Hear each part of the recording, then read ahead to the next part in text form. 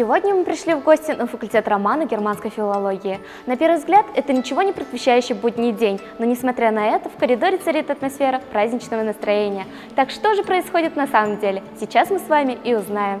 Это ярмарка в поддержку фонда помощи животным «Потеряшки». В прошлом году у нас ярмарки проводили помощь детям больным раком, а в этом году мы решили помочь животным. Зародилась идея на очередном собрании профбюро нашего факультета. Этим занимается шефский сектор нашего факультета, занимается также подобными ярмарками, мероприятиями. Это могут быть поездки в детдом, помощь больным детям или животным. Вообще у нас мероприятия, конечно, проводятся регулярно, и я очень положительно отношусь к тому, что проводятся именно благотворительные мероприятия, которые направлены на решение конкретных проблем.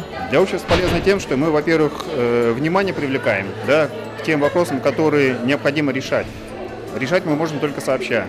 Если один будет какую-то лепту выносить, может таких результатов не добиться. А когда мы будем вместе решать вопросы, тогда, я думаю, результат будет очевиден. Я думаю, что такие мероприятия надо проводить, потому что не каждый раз такие мероприятия проходят. И меня очень радует то, что очень много студентов приняли участие. Девочки продавали свои ручные работы, поделки, птичек, очень красивых продавала одна девочка, продавали выпечку, больше всего еда расходилась. Выставка хендмейд-продукции, сладости, бижутерии – все это стало традиционным для студентов, поскольку проводят они данную акцию уже не впервые. К сбору средств присоединился и ансамбль Юг Юнайтед, который также создавал позитивную атмосферу для участников ярмарки. В дальнейшем планируется развивать мероприятия такого рода, подключая другие факультеты и не только, ведь общими усилиями мы можем сделать мир намного лучше. Энджи Ибрагимова и Люзя Керамова специально для Правком ТВ.